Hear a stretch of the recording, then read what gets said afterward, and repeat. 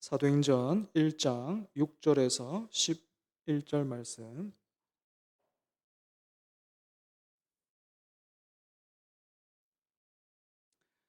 같이 읽습니다. 사도행전 1장 6절에서 11절 시작.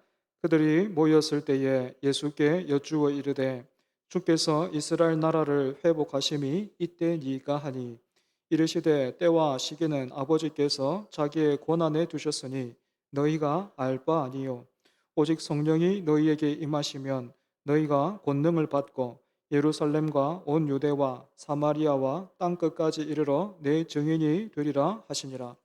이 말씀을 마치시고 그들이 보는데 올려져 가시니 구름이 그를 가리어 보이지 않게 하더라. 올라가실 때에 제자들이 자세히 하늘을 쳐다보고 있는데 흰옷 입은 두 사람이 그들 곁에 서서 이르되 갈릴리 사람들아 어찌하여 서서 하늘을 쳐다보느냐 너희 가운데서 하늘로 올려지신 이 예수는 하늘로 가심을 본 그대로 오시리라 하였느니라. 아멘. 이제 휴가철이 시작됐는데 다들 휴가 계획을 세우셨는지 모르겠습니다.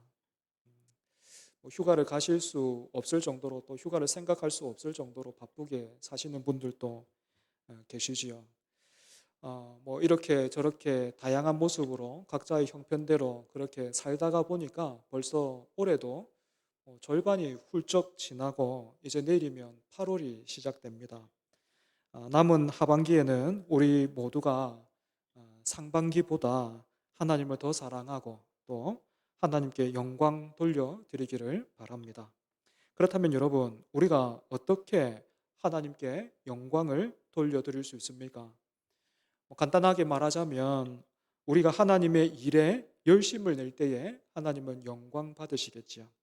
그러면 조금 더 구체적으로 한번 들어가 볼까요? 무엇이 하나님의 일입니까? 교회에서 오라 하면 오고 가라 하면 가고 하라 하는 것 하면 됩니까? 아니겠지요. 그지? 때문에 여러분 흔히 생각하는 것처럼요. 교회 일이 하나님의 일이다.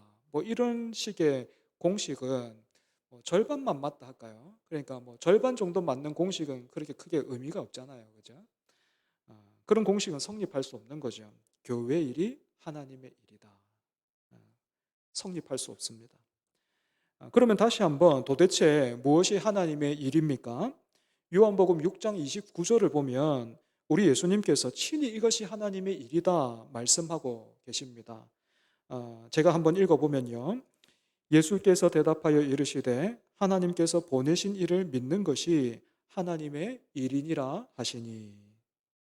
혹시 여러분 요한복음을 통해서 살펴봤는데 우리가 오병이어의 표적을 경험한 사람들이 예수님을 찾아왔던 그 사건을 그 일을 기억하십니까?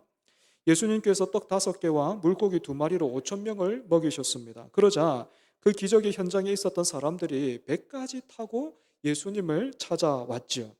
이 사람들은 이렇게 예수님을 쫓아다니는 것이 하나님의 일이라 그렇게 생각했던 것입니다. 하지만 예수님은 이 사람들을 향해서 너희가 나를 찾아온 것은 양식을 먹고 배가 불렀기 때문이다 그렇게 말씀하셨습니다. 동시에 썩을 양식을 위해서 일하지 말고 영생하도록 있는 양식을 위해서 일하라 이렇게도 말씀하셨죠.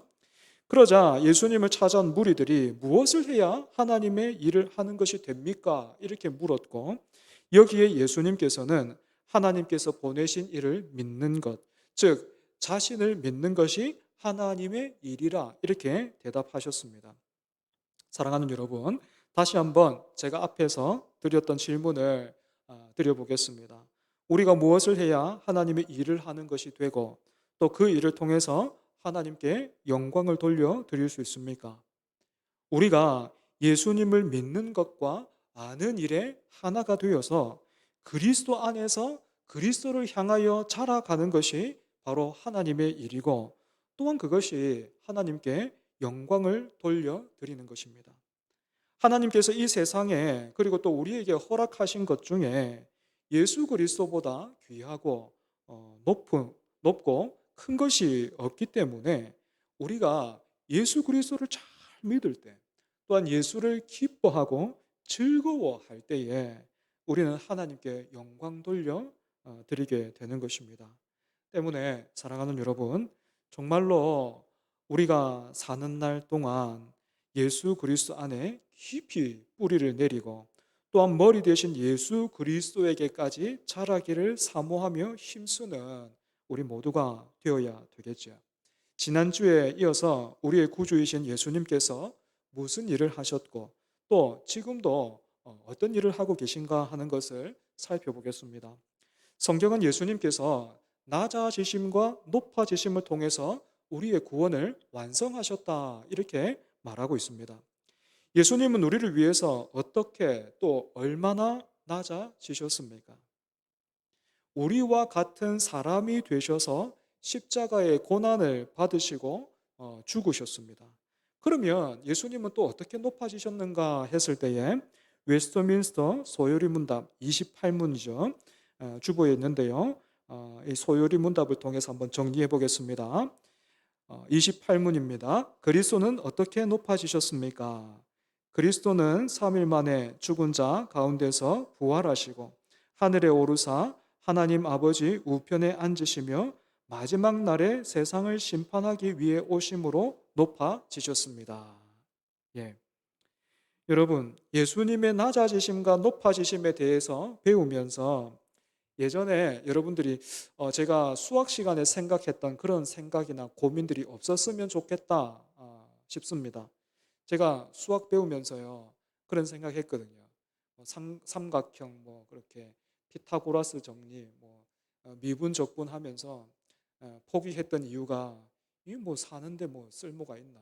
내가 미분 적분 하면서 살 것도 아니고 더하기 빼기 곱하기 나누기 뭐그 정도 하면 사는데 지장이 없을 것 같은데 뭐 그렇게 생각을 했는데 어, 비슷하게 예수님의 낮아지심, 높아지심, 아이 목사님 그냥 잘 믿으면 되지. 뭐 어떤 분이 그랬다 해요, 그죠? 목사님이 막 이렇게 예수님이 어떤 분이시나 이렇게 막 가르쳤더니 어떤 나이 많은 집사님이 아이 그냥 믿어, 뭘 그렇게 그래 따지고 들어 하면서 믿어 그랬다 하시는데 여러분 그렇지 않습니다. 우리는 끝까지 예수님께 시선을 떼지 말아야 합니다. 우리가 예수님께 시선을 떼는 순간 어떤 일이 생깁니까? 예수님을 믿는다 하지만 내가 받은 구원이 확실한 건지 의심이 되고 또 불안해질 수밖에는 없지요. 왜 이런 의심과 불안이 생깁니까?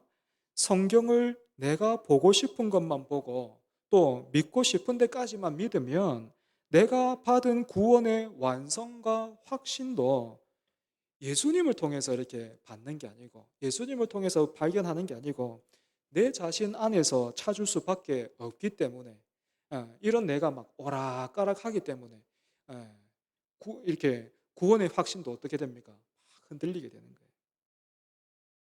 하지만 여러분 성경은 우리의 구원이 예수님의 낮아지심과 높아지심을 통해서 완성되었다 그렇게 말하고 있습니다. 구원은 내가 획득하고 내가 노력해서 또 지키고 완성하여 누리는 것이 아니라 예수 그리스도께서 이루신 일을 아무 공로 없이 은혜로 받아 누리는 것입니다. 여러분 여기서 한 걸음 더 한번 들어가 보겠습니다.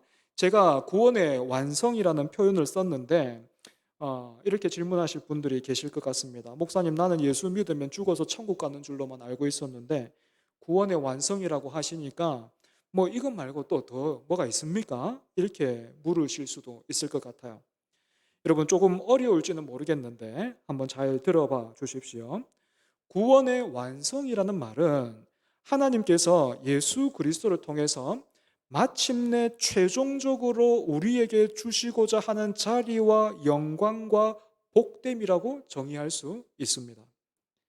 그런데 여러분 성경을 통해서 보면요. 이렇게 하나님께서 주시고자 하시는 영광스러운 구원과 사람이 하나님으로부터 기대하는 구원에는 항상 차이가 있어요. 무슨 말이냐면 이렇습니다. 구약 성경의 출애굽기를 보면 이스라엘 백성들이 애굽에서 종살이를 하고 있잖아요. 그죠? 이렇게 종살이를 하던 사람들이 기대하는 구원이 있다면 뭐겠습니까? 당연히 종살이에서 벗어나는 거예요. 그래서 하나님은 모세를 통해서 모세를 보내셔서 그 일을 이루시지요. 그죠? 애굽에서 백성들을 꺼내 주셨습니다. 그러면 이처럼 이스라엘 백성들이 드디어 애굽에서 나왔으니까 이스라엘 백성들의 구원이 완성된 것인가 하면 그렇지 않다라는 거예요. 하나님께서 이스라엘에게 최종적으로 주시고자 하신 구원이 단순히 애굽에 종된 그 멍에를 벗겨 주시는 데까지인가 하면, 그래서 앞으로 한번 잘 살아봐, 내가 여기까지 해줬으니까 앞으로 잘 살아야 돼, 두 번 다시는 종로로 타면 안 돼, 뭐 이렇게 하셨냐 하면 그렇지 않다는 거예요. 그렇다면 하나님께서 이스라엘 백성들에게 주시는 구원의 완성이 가나안 땅인가? 그것도 아닙니다. 그러면 하나님께서 이스라엘 백성에게 주고자 하시는 구원의 완성, 그러니까 최고로 좋은 것이 무엇입니까? 하나님 자신과 동행하는 것입니다. 무엇이 하나님과 동행하는 것보다 더 기쁘고 영광스러우며 복될 수 있겠습니까?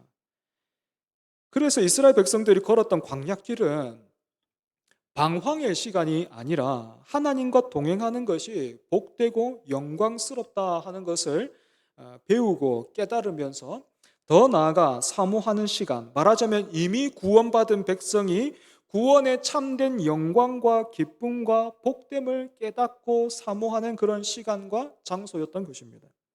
때문에 정리해보면 어떻습니까?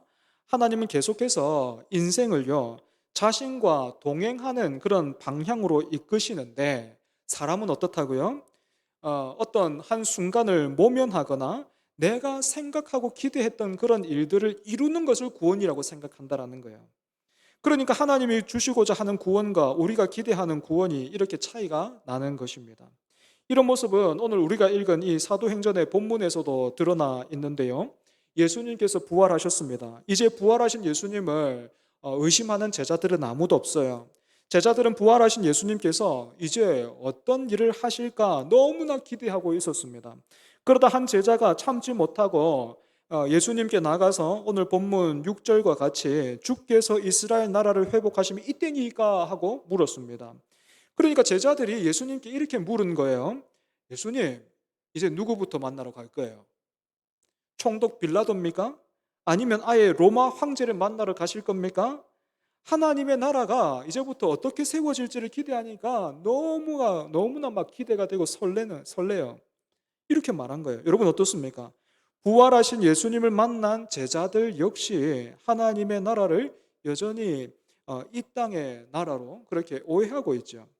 하나님께서 예수님을 통해서 우리에게 주시는 구원을 고통을 끝내고 회복하는 것으로 기대하고 또 믿고 있었던 것입니다. 이런 제자들에게 예수님께서 어떻게 대답하십니까? 때와 시기는 하나님께 있으니 그것은 하나님께 맡기고 약속하신 성령에 대해서 말씀해 주십니다. 그리고는 제자들이 보는 데서 그냥 하늘로 올라가 버리셨죠.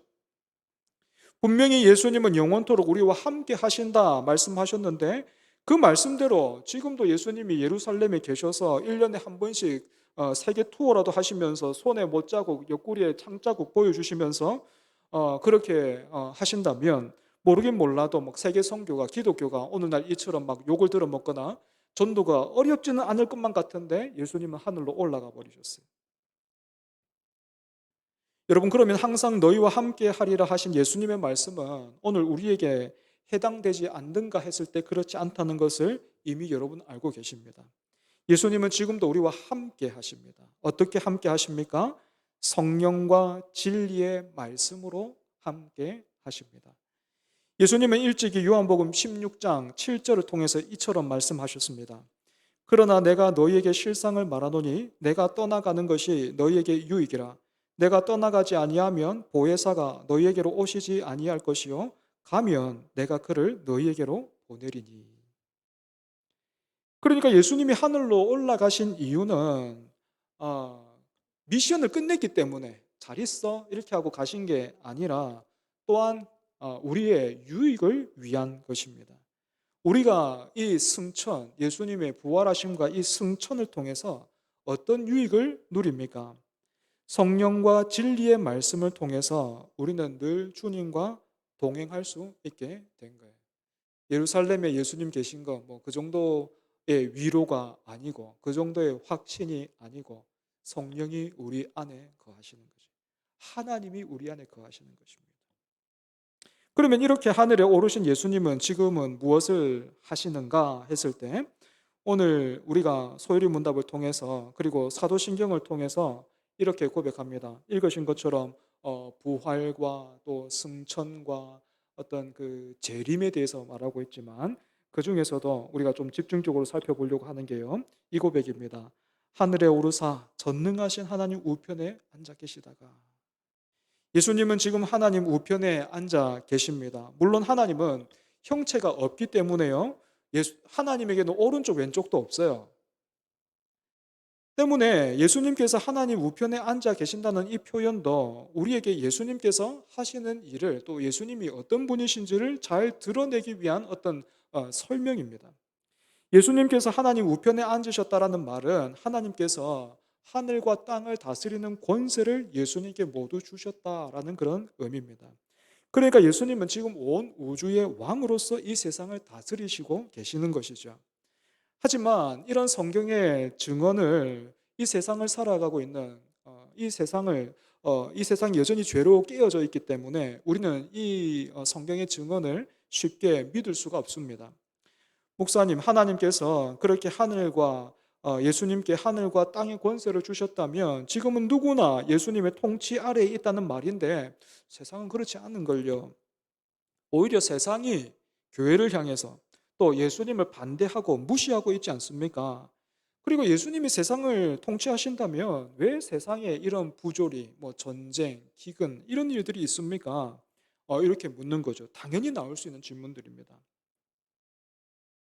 분명 세상은 왕 대신 예수님을 인정하지 않고 있습니다. 예전에도 그랬고요. 지금도 그렇고요.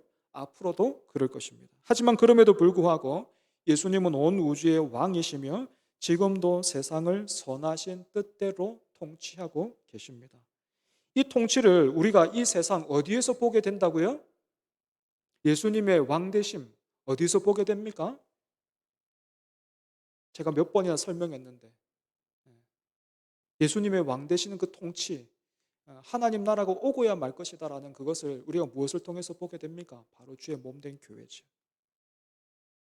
구약 성경을 한번 보십시오. 하나님은 세상을 창조하신 분이시지만 그 창조주의 통치가 누구를 통해서 선명하게 이 세상에 드러났습니까? 작은 이스라엘이라는 민족이었어요. 마찬가지로 여러분, 우리는 예수님의 왕되심을 인터넷이나 TV나 과학자들의 입에서 또는 유명한 사람들을 통해서 듣고 보고 확인하고 싶어 하지만 하나님은 그렇게 일하지 않으세요. 특별히 젊은 층들 그리고 또 어른들 중에서도 일부 그런 분들 제가 많이 봤는데 여러분 카톡이나 어떤 SNS를 하시다 보면 그런 거 나오지 않던가요?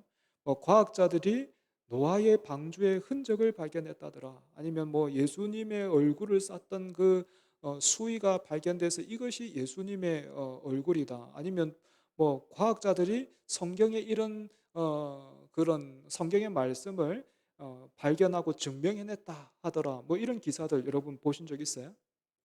그런 기사들 보고요. 젊은 청년들은 굉장히 열광합니다.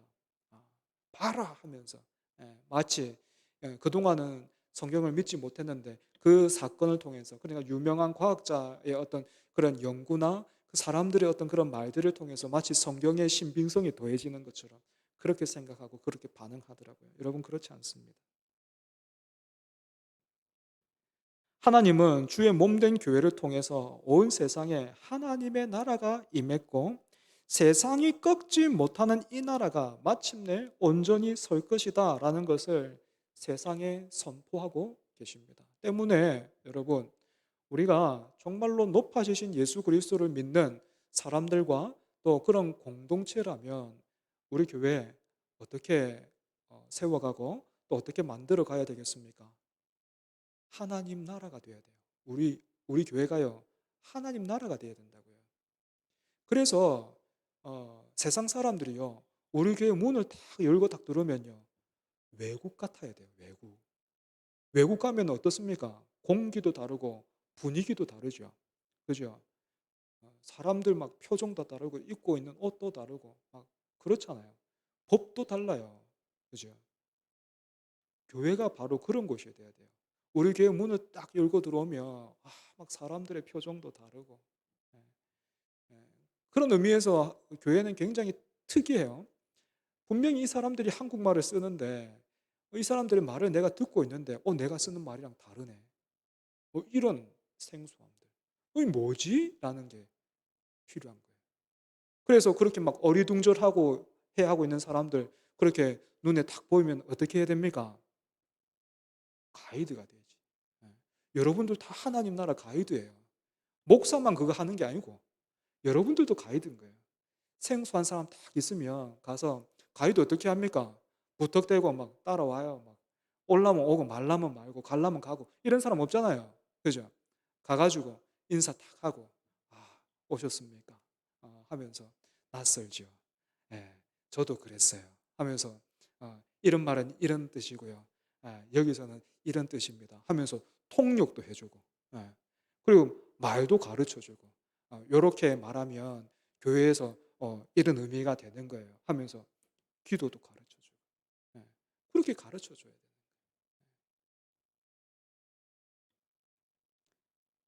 그렇기 때문에 여러분 너무 쉽게요. 교회가 왜 이래?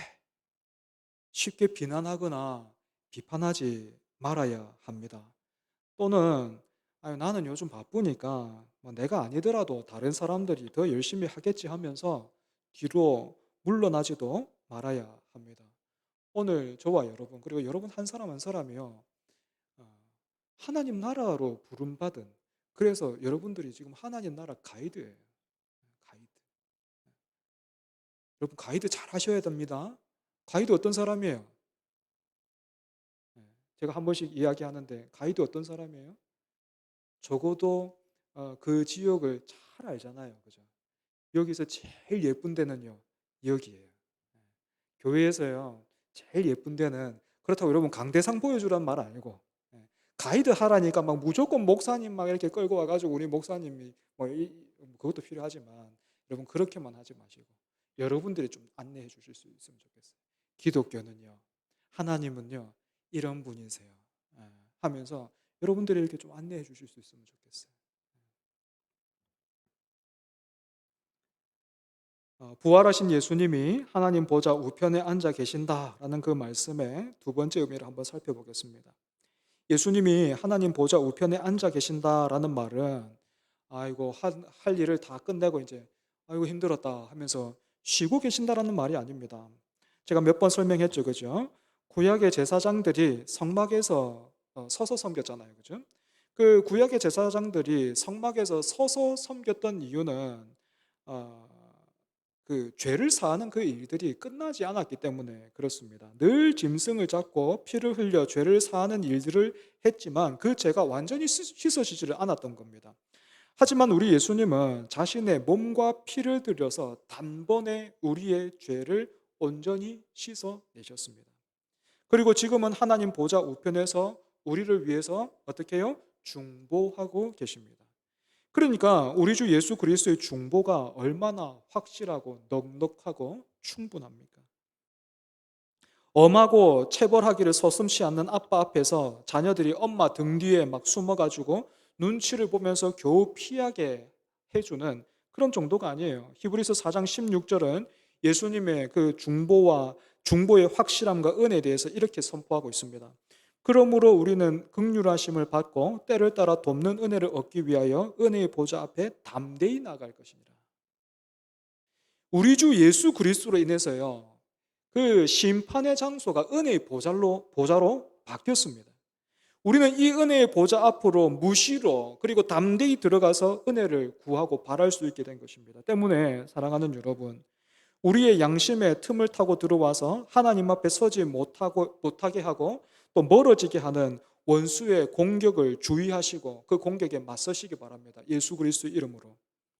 이렇게 사는 내가 뭐라고 이런 게 예수 믿는다고 이제 하나님 앞에 염치가 없다. 여러분 아니에요. 하나님께서 언제 우리에게 예수 그리스도를 내어 주셨습니까? 우리가 예수 그리스도의 원수로 행할 때에 하나님의 원수로 행할 때에 세상의 풍조와 자랑을 기뻐하고 따라가고 있을 바로 그때에 누구도 우리 중에 예수를 구한 사람이 없어요. 하나님 앞에 구원자를 기대한 사람이 없어요. 그런데 그때에 우리가 아직 죄인 되었을 때에 하나님은 우리를 위해서 예수님을 주셨습니다.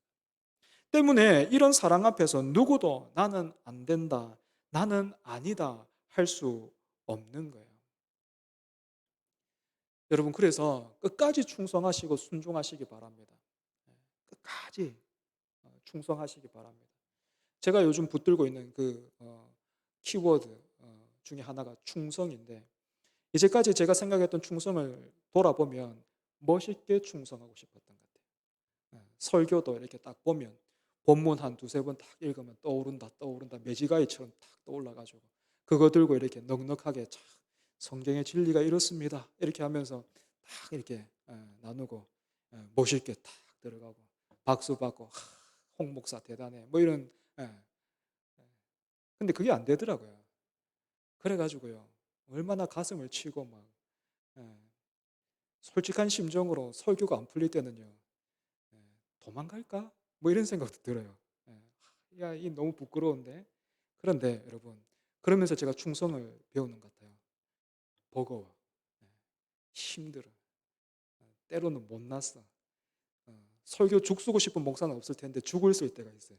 예. 그래도 다음번에 또다시 하나님의 은혜에 힘입어서 올라오는 거예요. 예.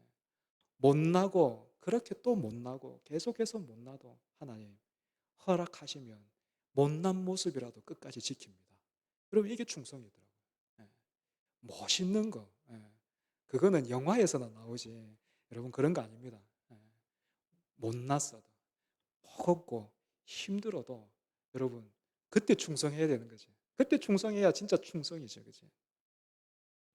마지막 세 번째로 우리는 하나님 보좌 우편에 계신 예수님으로 인해서 우리 또한 하나님 앞에 설 것을 확신할 수 있어요. 히브리서 6장 19절에서 20절 말씀에 이런 구절이 있습니다. 제가 한번 읽을게요. 우리가 이 소망을 가지고 있는 것은 영혼의 닷 같아서 튼튼하고 견고하여 휘장 안에 들어가나니 그리로 앞서가신 예수께서 멜기세덱의 반차를 따라 영원히 대제사장이 되어 우리를 위하여 들어가셨느니라. 예수님께서 우리의 소망의 닻이 되셔서 우리 앞서서 우리의 영원한 대제사장으로서 하나님 앞으로 들어가셨다 이렇게 되어 있습니다. 여기서 앞서 가셨다라는 말은 이런 의미입니다. 제가 지난주에도 한번 설명했는데 이 말을 원어로 보면 배를 항해할 때 사용하는 표현인데 이 당시 그리스 항구에는 수심이 얕은 곳이 많이 있었다고 그래요. 그래서 큰 배는요 만조가 안 되면 항구로 들어올 수가 없었습니다. 그렇기 때문에 어떤 방법을 쓰냐면 가벼운 배 한 척에 그 큰 배의 닻을 싣고 그 가벼운 배가 항구로 앞서서 들어가는 거예요. 그러면 나중에 배가 이렇게 물이 탁 들어오면 배가 큰 배가 어떻게 되겠습니까? 자연스럽게 항구에 정박하게 되는 거죠. 마찬가지로 예수님께서 우리의 소망의 닻이 되셔서 하나님 앞에 들어가심으로 우리 또한 때가 되면 그 소망의 닻이신 예수 그리스도가 계신 그곳으로 우리 또한 가게 되는 거예요. 하나님 앞에 서게 되는 거예요. 여러분, 이게 구원의 확신이에요.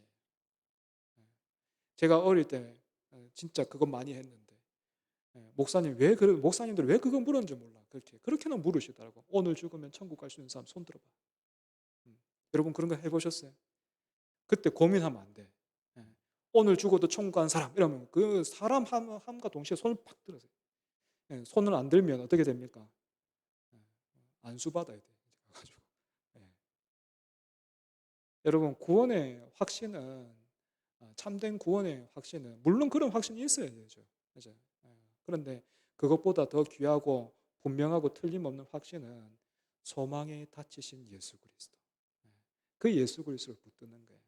우리 주님, 그 소망이신 그분께서 죄와 사망을 이기시고 승천하심으로 이 세상이 전부가 아니다라는 것, 그리고 또 이 세상을 주목하여 살 것 아니고 하나님 나라를 바라보라 하시면서 그렇게 승천하셨고, 그렇게 또 우리의 소망에 닫히신 예수 그리스도가 이미 하나님 앞에 계심으로 우리가 그 예수님을 따라서 마침내는 하나님 앞에 서게 될 것이다.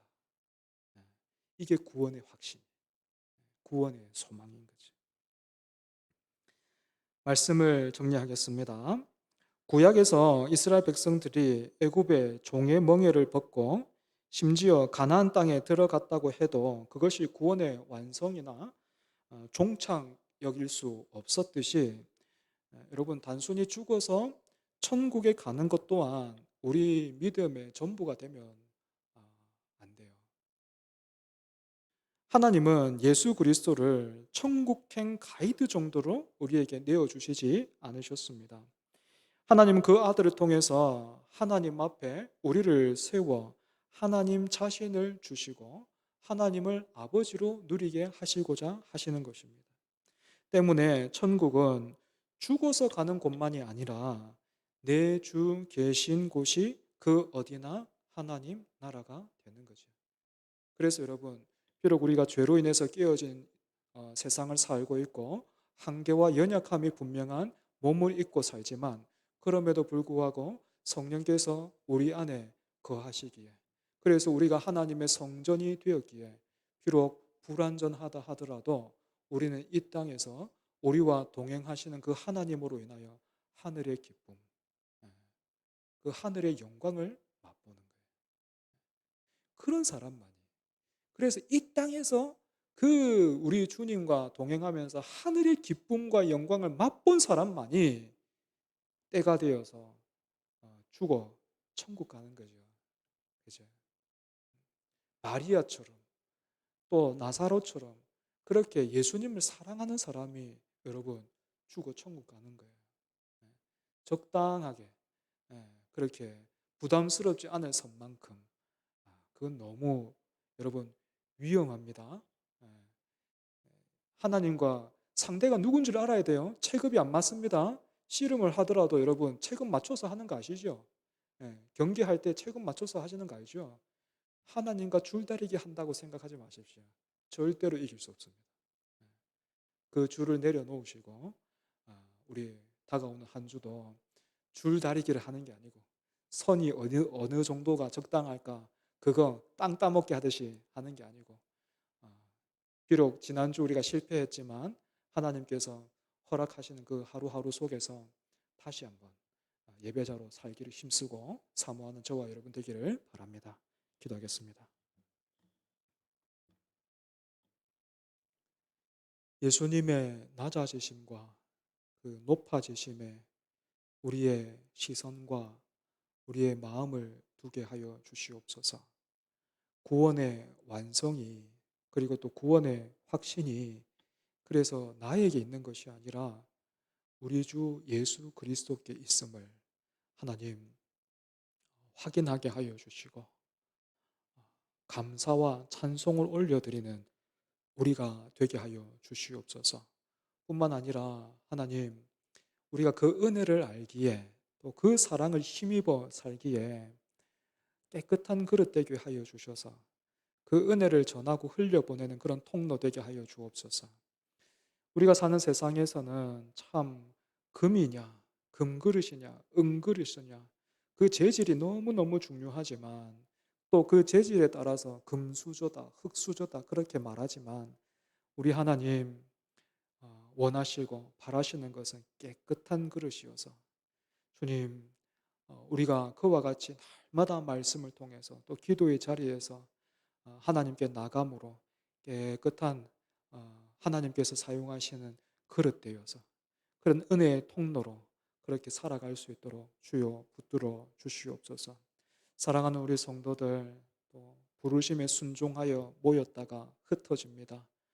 발걸음들을 하나님께서 지켜주시고 또한 보내신 그곳에서 충분한 쉼을 누리게 하시고 또 시작하게 하시고 보내신 그곳에서 예배자로 살아가는 우리 모두가 되게 하여 주시옵소서. 성령 충만하게 하시고 금보다 은보다도 더 귀한, 많은 돈보다도 더 귀한 그 믿음을 우리에게 주사 하나님을 기뻐하고 즐거워하게 하여 주옵소서. 예수님 이름으로 기도합니다. 아멘.